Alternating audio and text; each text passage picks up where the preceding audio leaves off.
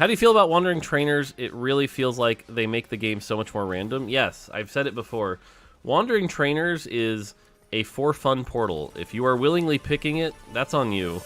Respectfully, I disagree. Wandering Trainer does not need to be a for fun portal only. With the right approach, Wandering Trainer can be the best portal in Set 10, loved by both casual and competitive players. I mean, a lot of players already love it, but its high variance is hated by some, especially those that are competitive. And I know this may be controversial, but Riot can easily fix Wandering Trainer by adding hidden rules that address its flaws. But what makes Wandering Trainer so good? What exactly are the flaws with Wandering Trainer, and what can Riot do to fix it? Speaking of, if you're not subscribed, maybe you can fix that. I would greatly appreciate it. Okay, so why do so many players like myself actually love Wandering Trainer? Well, Wandering Trainer is really refreshing every time you get it, because it's like a puzzle you need to solve, and if you solve the puzzle well, you're rewarded extremely heavily. It's such a satisfying feeling. And these Wandering Trainers break the standard meta because everyone in the lobby cannot default to a meta comp due to the dummy. So overall, the lobby is incredibly unique, and you'll see some uncommon and rare boards from each player. But if this portal is so great, then why do people hate it?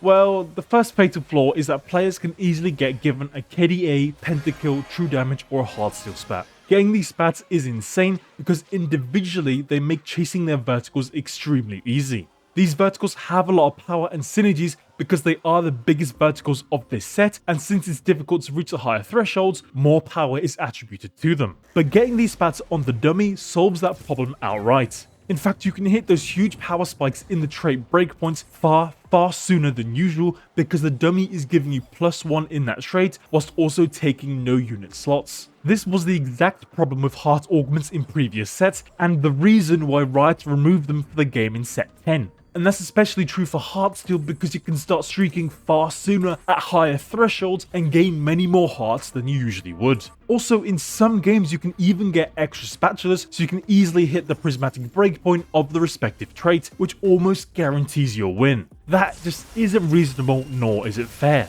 But it's not like they can nerf the traits for this specific portal. It's not like they can sabotage the rest of your spats because that would absolutely suck to play. And it's not like Riot can guarantee that everyone gets at least one of these spats because then everyone will contest each other. Realistically, the best and easiest solution by far is to just disable these specific spats from appearing on the Wandering Trainer dummy. That is the best way to account for the power of these spats without nerfing something else. And that won't mean that these traits will suddenly become awful in this portal, because there can still be amazing dummies for these traits. For example, anything with Superfan, Spellweaver, Executioner, and Big Shot can still enable vertical KDA.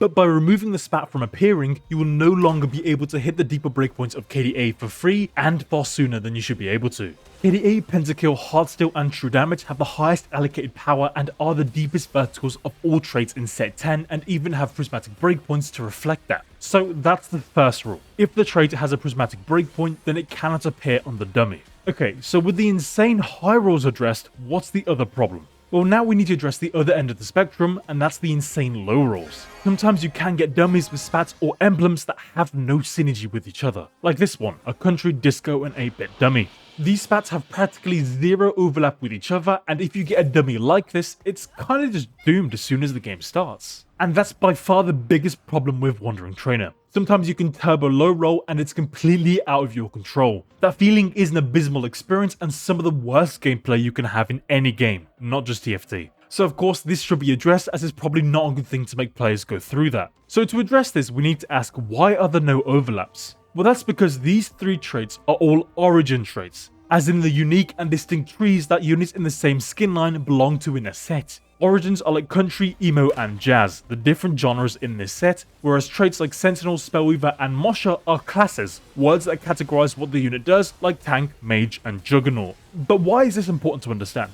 Well, different origins have different structures and distributions of classes. Units within two unique origins may not share any classes, and that's where the problem lies. Sometimes you can only get origin spats or emblems on the dummy, which makes it incredibly awkward to construct the board because those origins are so disjoint from each other. So how do we fix this? This again is relatively simple. If getting 3 origin spats is a problem, then just limit the number of origin spats. So that's the second rule. A dummy can have at most 2 origin traits. Or conversely, the rule is that the minimum number of classes on a dummy must always be at least 1. So now let's look at the dummy again, but this time let's swap out the country spat for different classes. For the most part, each combination is significantly better because you will now usually have at least 2 spats that synergize with each other. But there's some cases that still look seemingly bad, right? Like, what do you do around Disco, 8-Bit, and Executioner? Well, that's where the existence of Jazz comes in clutch. Even if you can't fully invest into a single trait, Jazz can make up for you playing a very diverse board. And if we do just that and play around Jazz, we get a board that actually looks quite insane. So the second rule does exactly what we want. Remove the low rolling potential, but still leave room for the dummy to have variance and possibilities, and this is helped by the existence of Jazz. But you know what, let's consider another low roll possibility where you get Country, Edgelord, and Spellweaver. Now with a dummy like this, you could easily play around Edgelords and throw in Echo and Sona. But let's focus on the Country spat, because Country is one of the few traits in this set where you only need one spatula for it to completely pop off. The others like this that come to mind are 8-Bit, Punk, and Jazz.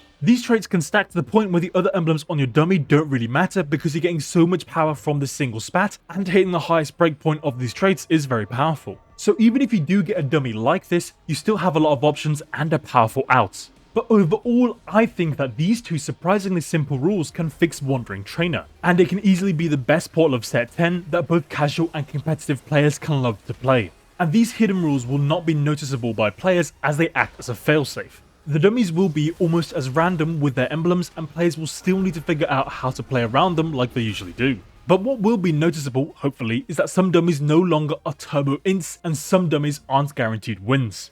So I really hope Riot add these rules or something similar, because I love this portal and it makes me incredibly sad when people don't vote for it. But unfortunately, even if Riot agree with my take and wanted to add these rules, they probably wouldn't do it for this set because they're focused on playtesting and finalizing set 11. I don't imagine Riot would commit to do this just yet, as they're probably spread a bit thin right now. But I hope that Wandering Trainer is in set 11, and I hope they address these issues by then so many more players can come to love this portal like I do. But with that, I will pass over the questions to you guys. What do you think about Wandering Trainer? Do you love it or do you hate it? Did I miss any other high or low roll cases? And should Riot implement these rules? Let me know in the comments, and remember to subscribe. Anyway, check out these other videos if you want to see more from me, and as always, thank you for watching, and I'll catch you in the next one.